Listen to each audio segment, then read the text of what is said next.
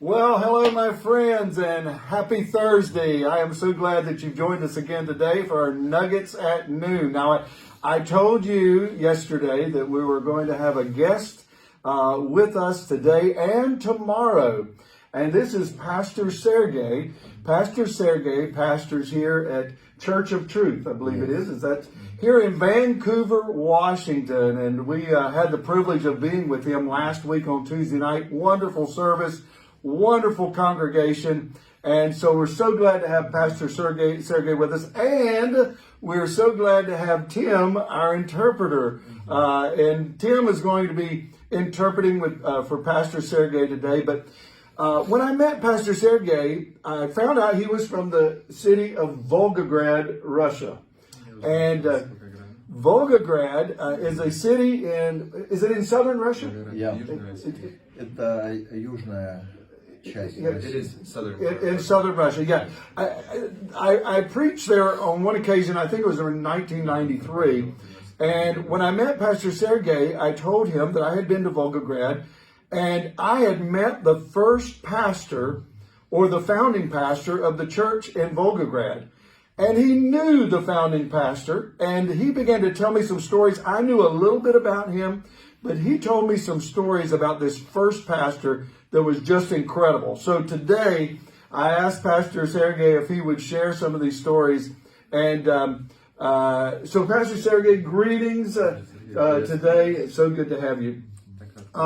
First of all, would you tell me a little bit about this pastor? What was his name? What was? Я рад приветствовать вас, пастор Рой. First of all, I'm very happy to greet you, Pastor Roy. И, конечно, эта история интересная. And of course, this story is помню с very самого interesting, детства. and I remember it all the way from my childhood. И это за пастора Иван Романович. And this has to do with Pastor Ivan Romanovich. Он был один из первых пастырей в Волгограде. He was one of the first pastors in the city of Volgograd. И его история, And his story конечно, он отсидел за Слово Божье 25 лет. is that he was in prison for the Word of God for 25 years. Во время войны он отказался от оружия. During World War II, he refused to take arms Из-за того, что он верил, что нельзя убивать людей. because he believed that it is not right to kill people. И его убеждали, что немцы это враги, их надо убивать. And they tried to convince him that Germans were the enemies and they needed to be killed. И он сказал, что Библия говорит не убей. But he said that the Word of God says, do not kill. И его приговорили к высшей мере, And расстрелу. he was sentenced to get executed. Его выводили дважды на расстрел. And they tried to execute him twice. Первый раз, когда они его стреляли, у них что-то заклинило в карабине. First time when they tried to shoot him, the gun malfunctioned. Yes. Да. Второй раз его выводили на расстрел. And the second time they tried to shoot him, Прибежал адъютант и сказал, что перенесли на завтра. one of the officers ran up and he said that the execution was carried over to the next day. Третий раз, когда его пришли, And for the third time, when он they tried to говорит, execute я him, выходить не буду. he said, I won't go. Расстреливайте меня здесь. Shoot me here. Они говорят, нет, здесь не можем. And they said, we can't do it here. Тогда доложили начальству. So they sent a message to the higher officers. Они говорят, что не будем на него пуль тратить. And they said, let's not waste any ammo on him. Пусть его вражеские пули. Let the enemy bullets kill him. И они его поставили, где был окоп, чтобы он стоял возле. So they put him in the area for him to be very easily shot by the enemy. И шел бой. And Рядом много людей погибло. during the battle, around him, many people И died. его не коснулась ни одна And not a пуля. single bullet touched him.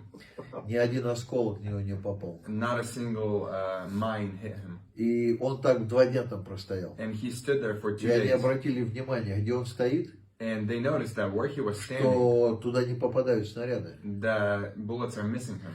То они его стали брать с собой. So they started taking him, the officers, they started taking him И они with его them. ставили на блиндаж, And где they они would находились, put him in the area where they were at, чтобы туда снаряды не попадали. so that the enemy missiles or bombs would miss them. Так он всю войну с ними провел. And during the whole war, he would be with Ездил с them. ними в машине, He traveled with them in the car. его они брали как ангела-хранителя. They would take him with them as their guardian angel. Но после войны его все равно приговорили к тюремному заключению. But after the war, he was still imprisoned. Заменили расстрел 25 годами. And instead of execution, they gave him 25 years. Ну, вот такая вот история. That's the story. My.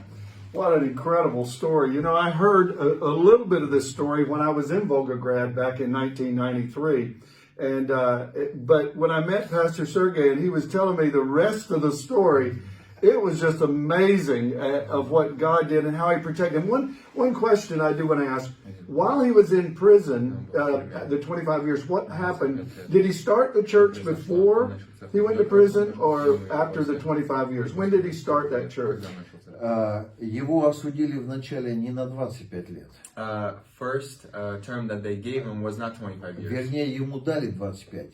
Actually, it was 25. Но после смерти Сталина его освободили. But after Stalin died, he got released. И он пришел и начал церковь. So after he got released, he started the church. И когда они начали церковь, So when they started через the church, короткое время всех after a братьев short арестовали. time, all the brothers got И arrested. снова их посадили. And then they got imprisoned И again. там остались только одни сестры. And the only people that were left there were the sisters. И один был мальчик, которому было в то время 15 лет. And there was a boy who was 15 years old at the time. Они его привлекли, его зовут Анатолий Дикарев. His name is Anatoly Dikarev. Он сейчас живет в Миссури. He lives in Missouri right Ему now. уже 82 года. He's 82 years old right now. Но в то время But at that time, он был единственный паренек he was the only young man среди сестер. among the sisters. И они говорят: ты брат, And they told him, you're a brother, читай нам Библию, read the и Bible мы to будем us, собираться. and we're gonna assemble. И КГБ думала, что всех братьев And арестовали, KGB thought that they arrested all the и уже brothers, церкви не and the существует. church would stop existing. Но прошло 5 лет, But 5 years passed, вдруг они увидели, and all of a sudden they что saw церковь стала еще больше. that the church only И grew. этот 15-летний мальчик, This 15-year-old boy, он проводил эти служения, he would Praise lead God. those и Господь services, его сильно and the использовал. Lord used them mightily. Praise God. Well, you know, the story about the women praying and keeping the church together. I didn't hear the story about the boy, but I did hear the story about the ladies there in the church. So that's incredible. And I tell you what, this. Now, were you born in Russia? Я Yes. родился в Волгограде. Yes, I was born in In Volgograd. Volgograd. Wow. Well, as I mentioned before, I had the opportunity to preach in Volgograd, and this is why I wanted to share today this story, and Pastor Sergey to share this story with you, because I had been there. I could relate with the area and so on and so forth. But as we close today, I just want to mention one humorous thing about Pastor Roman. Pastor Roman. At the close of the service, when I preached in Volgograd, they said, "We want you to meet the founding pastor of the church."